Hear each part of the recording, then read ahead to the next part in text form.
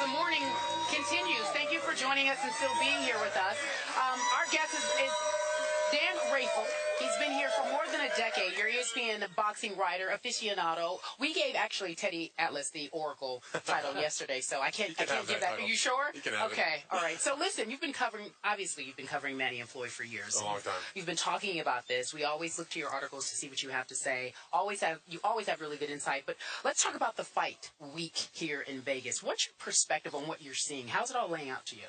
Fight weeks are great in Vegas, but most of the time they don't really get rolling until Wednesday at earliest, maybe Thursday. By Friday, everybody rolls in for the weigh-in. You know, you've been, and then it gets crazy. For this fight, you know, it goes slowly, and it becomes like a bonfire by Friday, Saturday. This week it was like a bonfire on Tuesday when I got here. It was already incredible intensity. Just walking around the casino, the signage, all the fans that were here, just a lot of excitement in the air. And you could just tell, just stepping into the hotel, that this was going to be a big, big week. Well, people are saying that it's the greatest sporting event in recent memory. Is that too much hype, or is it probably the most hyped sporting event? I mean, I don't cover Super Bowls, and I don't go to the Olympics or to the Final Four. I just watch them on TV like everybody else. But I go to all the big fights. And this is, to me, the biggest fight that I've covered. I've been at ESPN 10 years. I've been on the boxing beat for a little over 15 years. I've covered lots of Mayweather and Pacquiao fights. I covered a lot of Oscar De La Hoya fights, Mike Tyson, Holyfield, Lennox Lewis, Bernard Hopkins. I mean, all the guys over those period of time. This is the biggest fight that I'm covering. Wow. Okay, so then you made your pick, Mayweather. Make your case, kind sir. Listen, first of all, I haven't picked against Floyd since 2001 when he fought Diego Corrales. I thought Diego was going to beat Floyd. He was on an unbelievable knockout streak and just looking incredible. I learned my lesson that night. Floyd Mayweather dropped him 5 times right here at the MGM Grand, and haven't picked against Floyd since. And there's a reason, and it's nothing against Pacquiao. I think Pacquiao is an absolutely tremendous, all-time great fighter, a historical figure in the sport, as is Floyd. But I just like Floyd's ring intelligence. I think he does a lot of things at least a little better than Pacquiao in most categories, perhaps except punching power. But I do think that Floyd is a bit of an underrated puncher. He is a finisher when he gets you hurt, but he's so within himself and doesn't need to go for that and leave himself open. He just knows every inch of that ring. And I think the combination of his speed and his defense and his ring intelligence and his desire and his confidence that he's never been beaten and he can't be beaten is going to be enough to have his hand raised. I'm not saying it's easy. I'm not saying he runs through Manny Pacquiao in an easy manner or knocks him out in a first or second round or something like that. I just think he's going to do enough to win 7 rounds and get the knock on at least 2 judges' scorecards. What is your take on an issue that we've talked a lot about here on the show? Freddie Roach's relentless attack publicly on Floyd Mayweather Jr. What do you read into it? That's gamesmanship, Skip. You've covered lots of sporting events. Freddie is the guy that speaks on behalf of Pacquiao. I mean, from my point of view as a reporter, Manny's a wonderful guy, but thank God we have Freddie Roach because he fills our notebooks like Pacquiao doesn't. And so Freddie understands promotion of an event, but Freddie also has confidence in his fighters. He's been with Manny since day one, since he came to the United States in 2001. And he knows how to sell the fight also. Floyd sell his fight on their side, and since Pacquiao is not going to talk trash ever, I've never heard him say a bad word one time in my entire career covering him. And I was at his first fight in America at the MGM in 01. He needs somebody to do it on his behalf, so he understands it. And it's gamesmanship. He has said that Floyd's just sort of another fighter to him. That's a little trash talk, isn't it? That is trash talk. I mean, but that's slits boxing. If there was no trash talk, why would you want to watch 2 guys fight if you don't have a reason to check them out? Just because you've been waiting for 5 or 6 years to watch these 2 fight? They've done enough trash talking through those 6 years about all the stuff, not so much Manny, but between Freddie and, of course, Mayweather with very harsh things he has said about Pacquiao through the years, where he's attacked him because of his nationality. He's attacked, he made anti-gay statements against him, even though Pacquiao, not gay, but shouldn't be saying those kinds of things anyway. Well, let me switch gears for a second. First of all, refresh my memory. I do believe that when Floyd Mayweather knocked out Diego Corrales, which was a mega fight at that particular moment in time because Diego Corrales, God rest his soul, he passed away. At that time, he was big time. And when Floyd dropped him 5 times, I do believe he was crying that night in the ring when he was getting his butt whipped, right? Because he was so frustrated. After that fight ended, his stepfather threw in the towel. Yes. And so Diego was extremely upset about that and was sort of emotional, not about losing, I don't think, but so mad at his stepfather for doing that it became sort of a scene in the ring. Yeah, he looked like he was crying after one of those knockdowns, but that's beside the point. I guess for me, what I ask you now is that in leading up to this fight in the weeks, over the last few weeks, we haven't seen Floyd resemble his typical self in terms of how talkative he usually is. What do you make of that?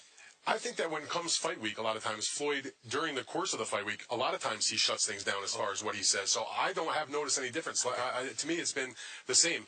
I've yet to see Floyd occasionally, but he comes to a press conference. He's usually low-key. He knows it's almost fight time. The promotion is basically done. He knows he's getting that big fat check at the end of the night, and he's done his job.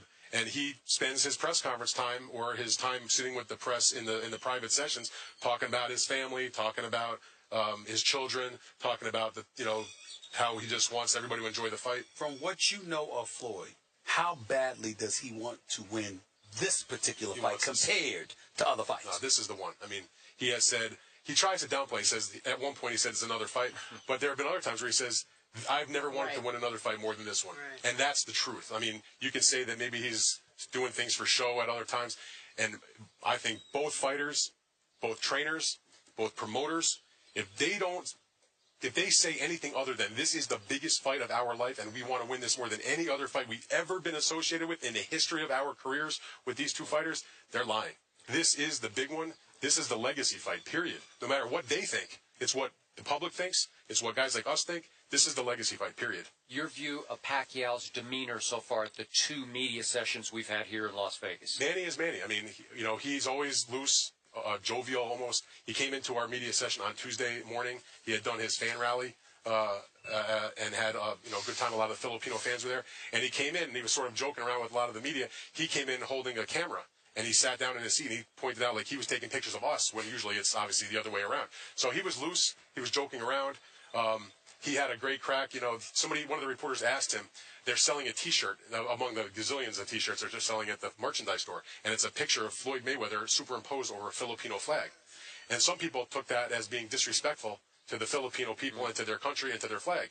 And so Manny was asked what he thought about that. And he laughed and he said, oh, that's fine. That's good. He wants to join our team, TMT.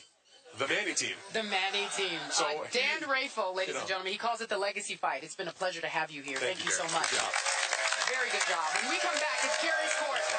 We ask the crowd what they think. First take on the road in Vegas for the legacy fight. We'll be back in just a few moments. But Mike Tyson was there, and he was sitting in the back where reporters were, and they asked him if he wanted to move to the front, and he said, I try to stay as far away from dirt as possible.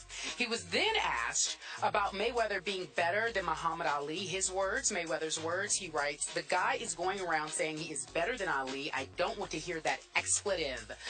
When asked about Floyd, he said this. I was always told by my mother that if you can't say anything nice about someone, don't say nothing. All right, Stephen A. Mike Tyson clearly is not a fan of one Floyd Mayweather, but let's talk about these comments specifically. Inbounds or out of bounds? Well, they're not out of bounds because it's Mike Tyson. They're not out of bounds because he's the former heavyweight champion of the world and he's earned the right to feel any way he wants about a fellow pugilist. It's not my place to say that about him.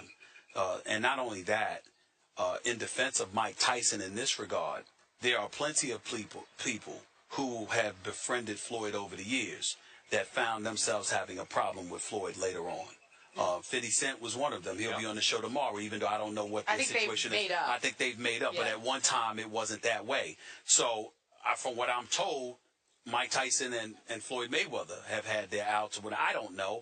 All I can tell you is this. Mike Tyson, did it seem disrespectful? Sure. Calling Floyd dirt?